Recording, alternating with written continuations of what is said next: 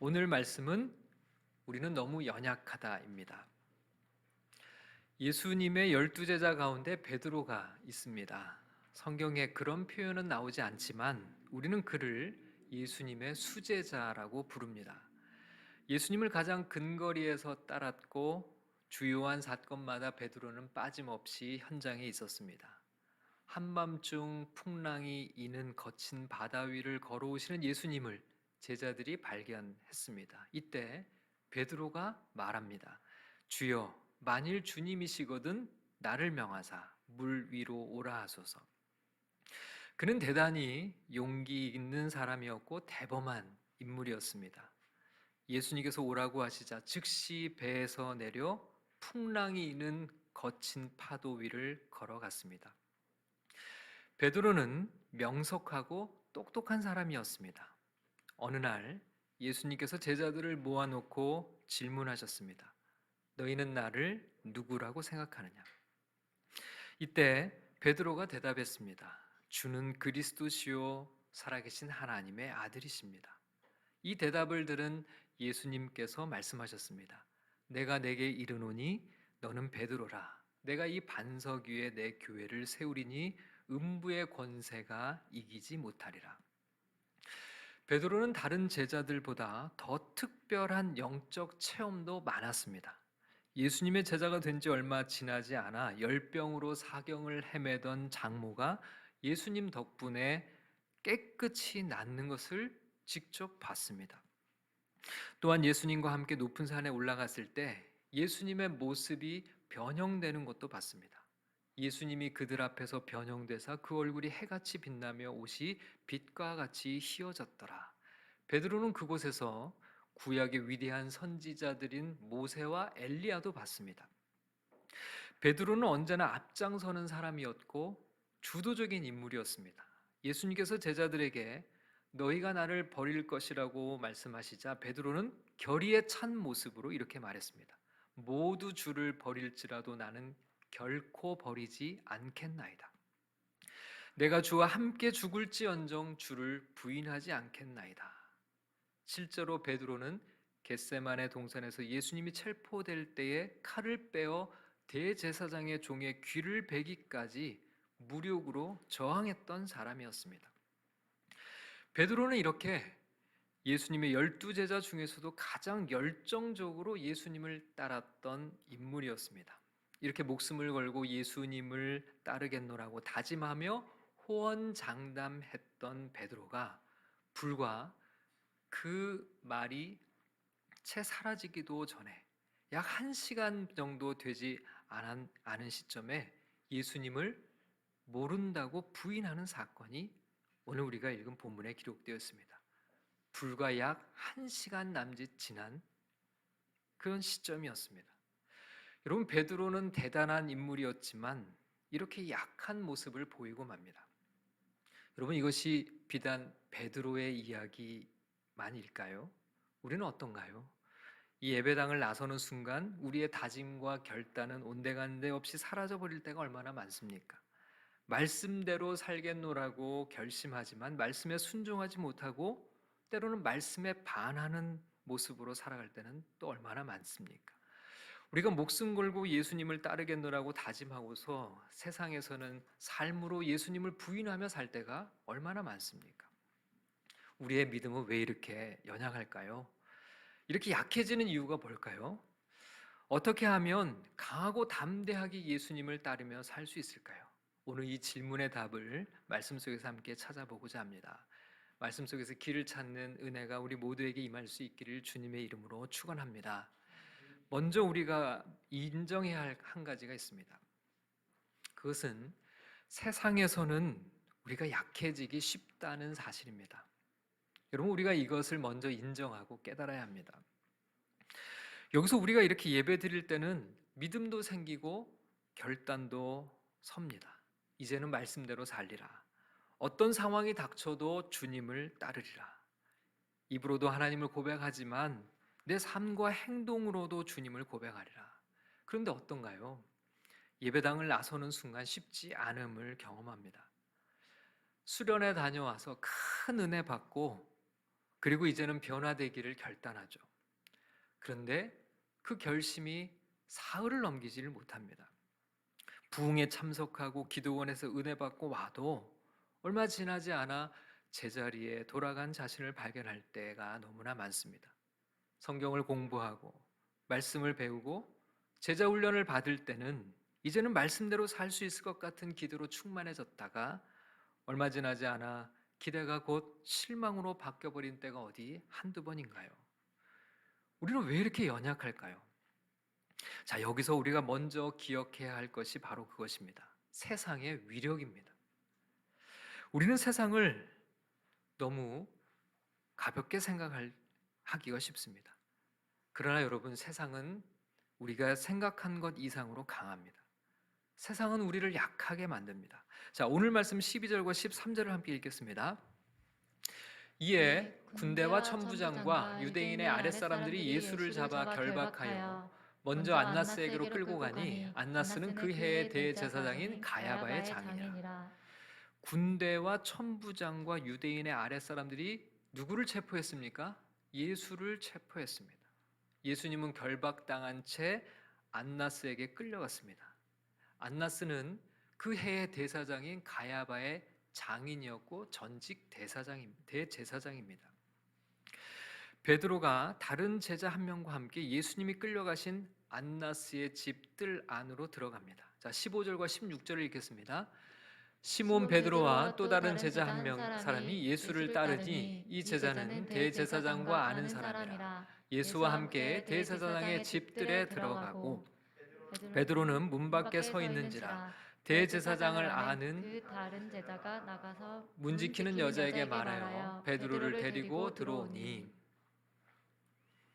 베드로와 함께 있는 다른 제자는 대제사장을 잘 알고 있었습니다. 그래서 그 집들에 쉽게 들어갈 수 있었습니다. 먼저 들어간 그 제자가 다시 나가서 문 밖에 서 있던 베드로를 데리고 들어옵니다. 이때 문을 지키던 여종이 베드로에게 묻습니다. 17절을 읽겠습니다. 문 지키는 여종이 베드로에게 말하되 너도 이 사람의 제자 중 하나가 아니냐 하니 그가 말하되 나는 아니라 하고. 대제사장의 집들로 들어갈 때 문 지키는 여종이 베드로를 알아봤습니다. 그리고 질문하죠. 너도 이 사람의 제자 중에 하나가 아니냐 하고 묻죠. 이때 베드로가 말합니다. 나는 아니라. 불과 1시간 전까지만 해도 내가 죽을지언정 예수님을 버리지 않겠노라고, 자신만큼은 예수를 부인하지 않겠노라고 했던 베드로의 그 입에서 자신은 예수님의 제자가 아니라고 말합니다.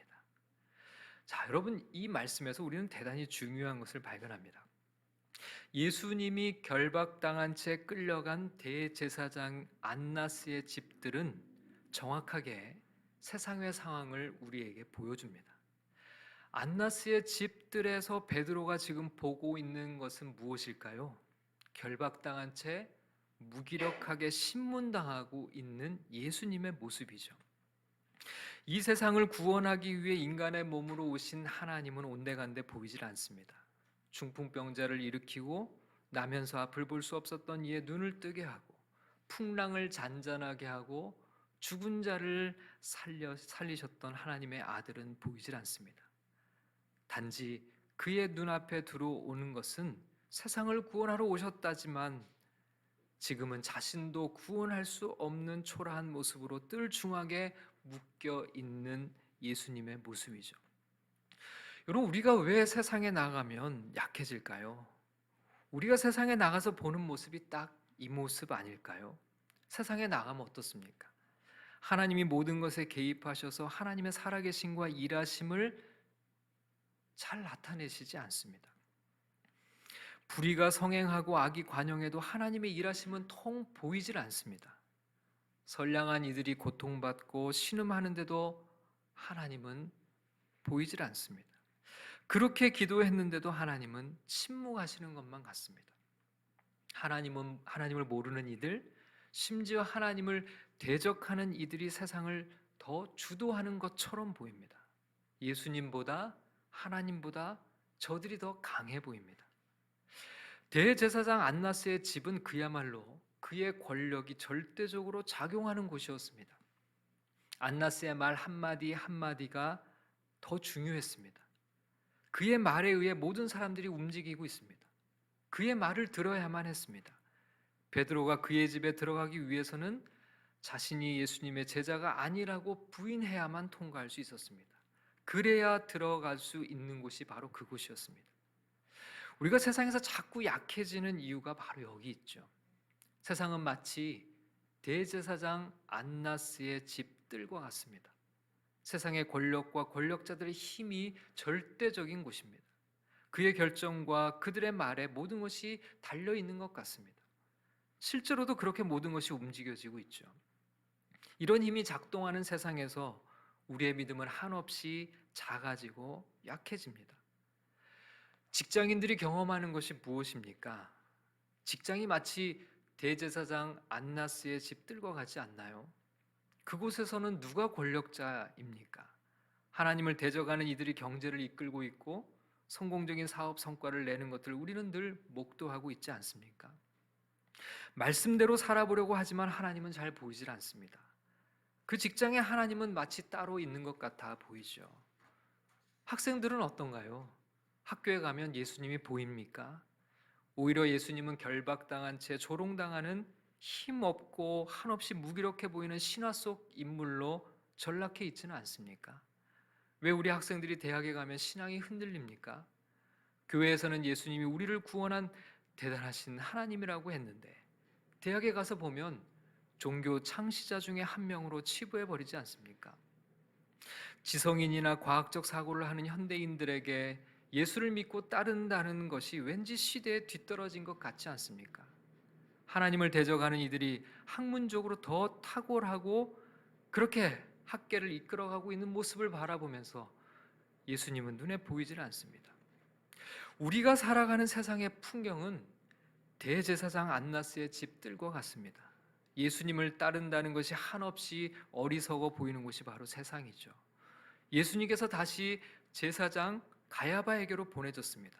그곳에서도 베드로는 예수님을 두 번이나 모른다고 부인합니다. 자, 25절에서 27절까지를 읽겠습니다. 시몬 베드로가 서서 불을 쬐더니 사람들이 묻되 너도 그 제자 중 하나가 아니냐? 베드로가 부인하여 이르되 나는 아니라 하니 대제사장의 중 하나는 베드로에게 귀를 잘린 사람의 친척이라 이르되 내가 그 사람과 함께 동산에 있는 것을 내가 보지 아니하였느냐? 이에 베드로가 또 부인하니 곧 닭이 울더라. 대제사장 가야바의 집들에까지 따라간 베드로는 계속해서 추궁을 당합니다. 예수의 제자가 아니냐는 것이죠.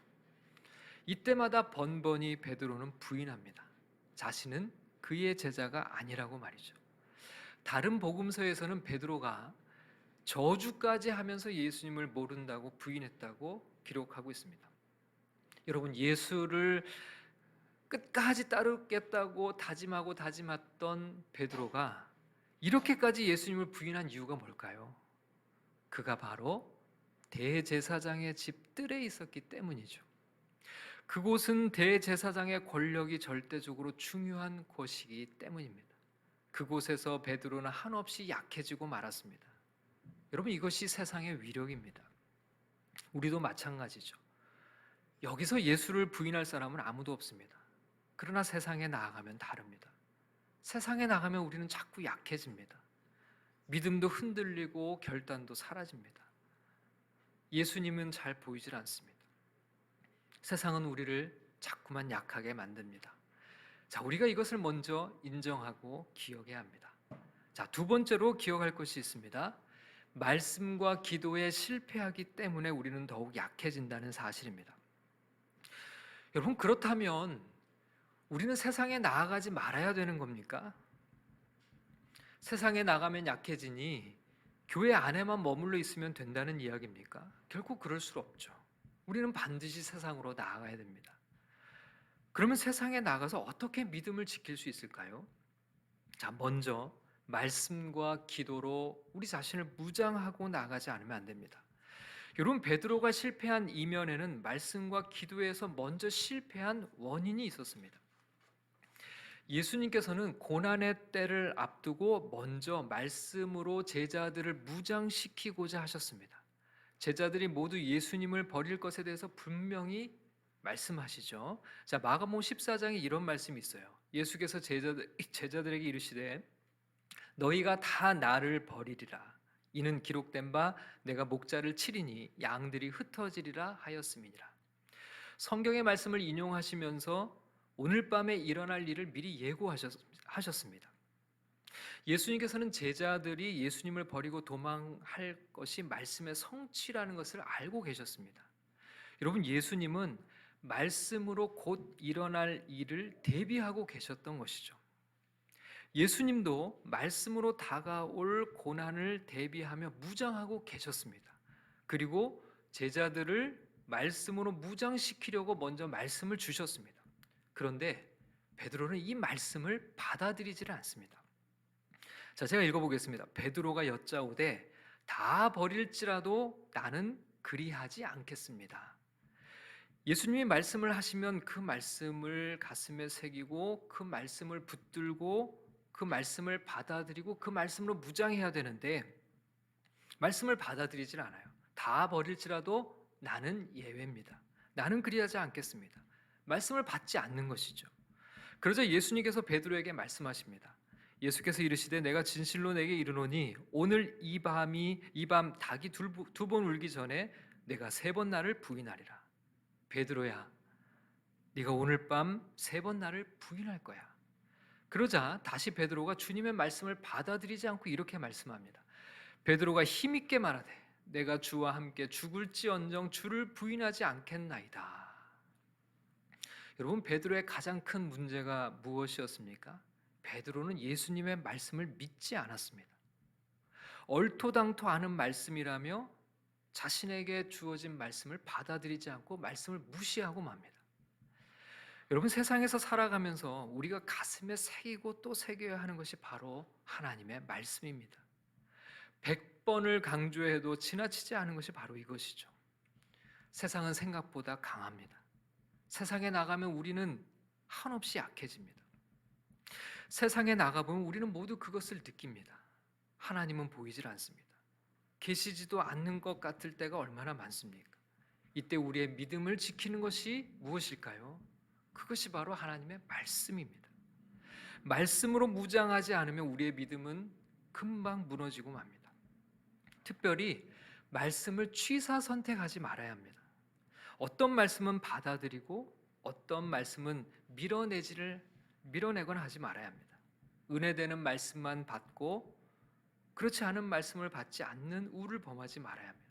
무엇보다 납득하기 어려운 말씀에 주의를 더욱 기울여야 합니다.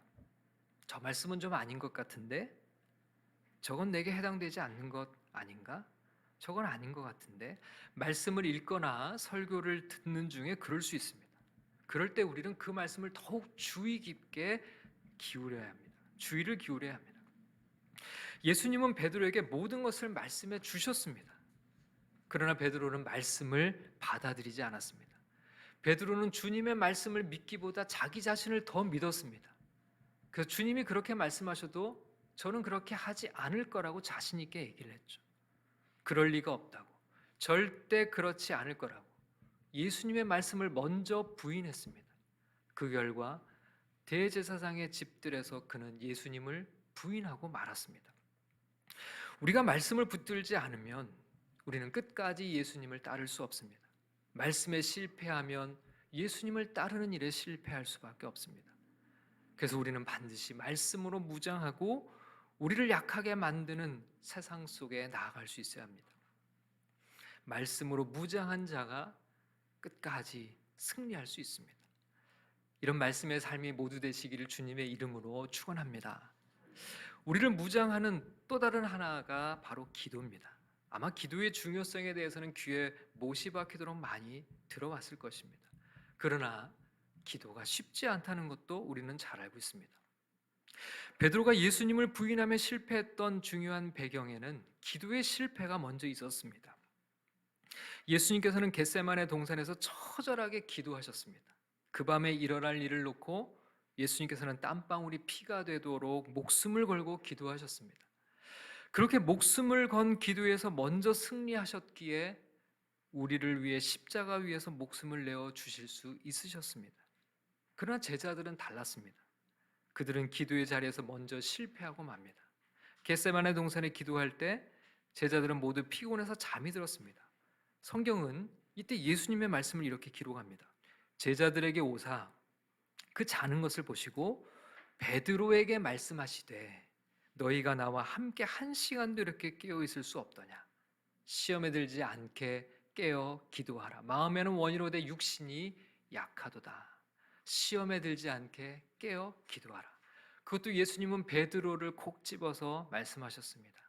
그러나 베드로는 끝내 기도에서 실패하고 맙니다. 제자들은 자다가 일어나 예수님이 체포되어 가는 광경을 목격했습니다. 여러분, 세상은 우리를 약하게 만듭니다. 우리는 너무 약합니다. 우리 힘으로는 절대 세상을 상대할 수 없습니다. 대제사장의 집들에서 우리 중 누구도 베드로처럼 예수님을 모른다고 부인하지 않겠노라고 자신할 수 있는 사람이 누가 있겠습니까? 대제사장의 집들과 같은 세상 한복판에서 우리 힘으로는 믿음을 지킬 사람이 누가 있을까요? 그래서 예수님이 말씀하셨습니다. 시험에 들지 않게 깨어 기도하라. 말씀과 기도의 승리함으로 세상의 한복판에서 예수를 따라 사는 믿음의 삶이 다 되시기를 주님의 이름으로 축원합니다. 마지막입니다. 우리를 승리하게 하시는 분이 있습니다. 그가 누구실까요? 바로 우리 주 예수 그리스도이십니다. 세상이 강한 것이 사실이죠. 우리가 연약한 것도 사실입니다. 그러나 세상을 이기신 예수님이 우리와 함께 하신다는 것도 분명한 사실입니다.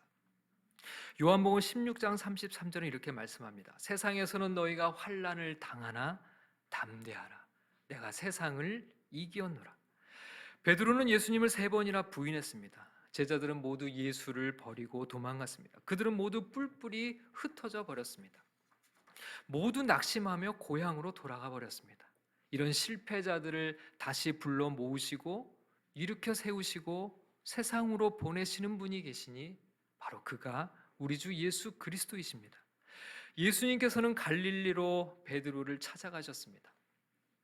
물고기를 잡으러 다시 제자리로 돌아간 베드로를 찾아가 만나셨습니다. 손수 아침밥상을 차려주시며 묻습니다. 네가 이 사람들보다 나를 더 사랑하느냐? 3번씩이나 질문하시고 말씀하십니다. 내 양을 먹이라.